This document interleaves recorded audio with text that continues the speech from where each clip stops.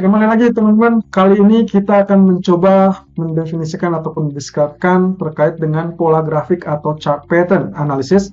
Yang kali ini kita langsung coba praktekkan atau coba deteksi ke marketnya. Kira-kira market apa yang mendukung terkait dengan pola tersebut. Nah, apa yang akan kita bahas kali ini adalah terkait dengan inverse head and shoulder atau yang dikenal dengan inverted head and shoulder.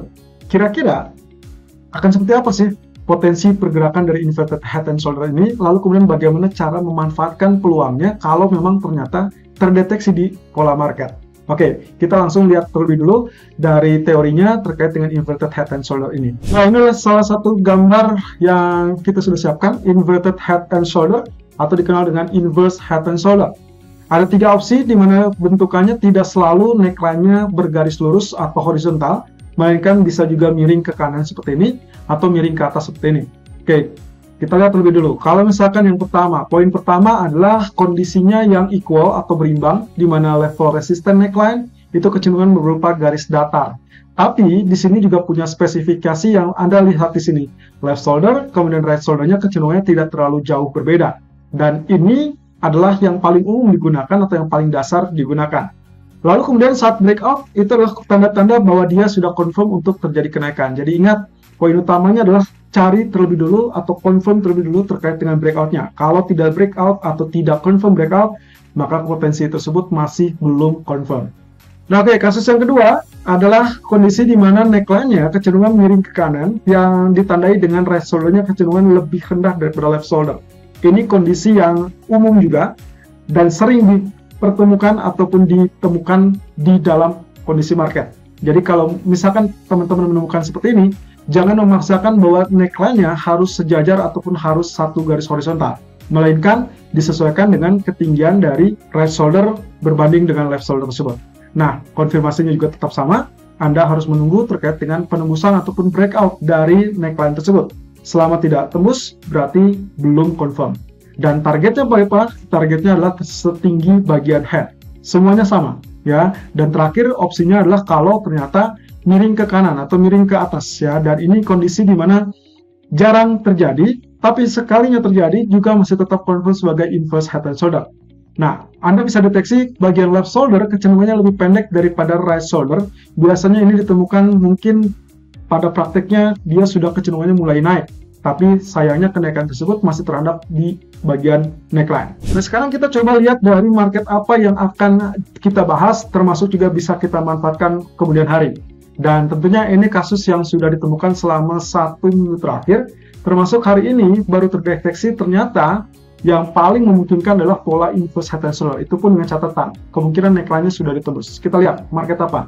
Oke teman-teman, di sini saya sudah buka grafik. Salah satunya yang Anda lihat adalah persis yang kita gambarkan selama 1 minggu terakhir, yaitu kaitannya dengan Nasdaq, indeks saham Nasdaq atau CFD US Index Nasdaq, ya.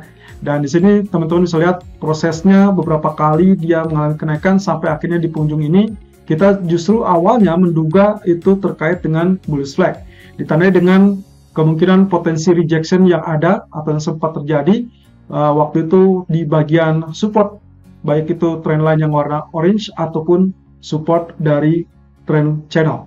Dan juga secara kebetulan dia rejected atau rejection di area 61.8%. Nah, kemudian yang menjadi topik utama pagi ini yang secara tidak sengaja ditemukan adalah kondisi dari bagian RSI-nya. Anda bisa lihat di sini RSI-nya membentuk pola yang kecenderungannya sebetulnya itu sudah menggambarkan kondisi inverse head and shoulder. Nah, jadi dari situ tidak akan jauh beda dari kondisi indikator yang ditemukan juga akan berpengaruh kepada sisi harga. Anda perhatikan di sini, lalu kemudian bagian ini dan juga bagian ini. Jadi kita temukan di sini bagian left shoulder, ini bagian head-nya, dan ini adalah bagian right shoulder. Tentunya kalau misalkan melihat seperti ini, sepertinya puyeng gitu ya, atau misalkan pusing karena ada bantuan Fibonacci retracement. Oke, kita coba beralih kepada gambar berikutnya. Nah, di sini nampak lebih jelas bahwasanya kondisi yang kita maksud terkait dengan inverse head and shoulder memang deteksi dengan sangat baik. Ya, ini bagian left, ini bagian head, dan ini adalah bagian right shoulder. Dan Anda bisa lihat di sini ternyata levelnya sudah tembus dari bagian neckline. Jadi kalau demikian, yang kita harapkan adalah potensi penurunannya hanya terbatas kurang lebih sampai mendekati zona neckline dan diharapkan tidak tembus, lalu kemudian dia bisa berbangkit kembali atau terdorong kembali untuk mengalami kenaikan. Targetnya sampai mana? Targetnya adalah setinggi bagian head ini. Maka kita harus mengukur dari pola penembusannya. Jadi kalau misalkan saya ukur, kita tinggal tarik garis di sini arealnya, kemudian kita pindahkan ke bagian saat dia tembus. Nah, ini berarti target utama atau potensi targetnya akan mencapai teritori ini. Kurang lebih akan berada di 13.089. Wow, cukup tinggi ya. Sampai saat ini dia masih berada di running price 12767 atau 12.760-an.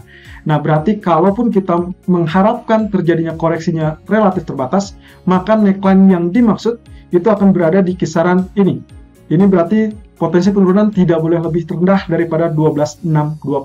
So, tunggu apa lagi? Ini kemungkinan kesempatannya kalau memang ternyata terjadi koreksi pun, Anda tinggal pasang stop loss di bawah 12.600-an untuk mengantisipasi kemungkinan terburuk bahwa dia gagal tercipta sebagai inverse head and shoulder. Nah, jadi teman-teman, itu salah satu cara kita mendeteksi pola inverse head and shoulder atau mungkin pola-pola grafik lainnya.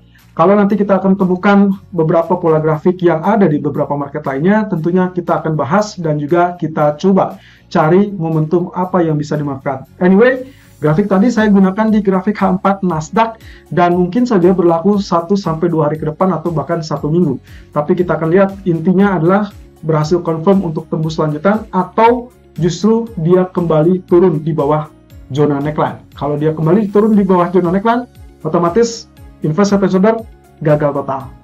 Thank you. Silakan Anda komentar di kolom komen dan jangan lupa like, subscribe, dan juga share channel YouTube kami.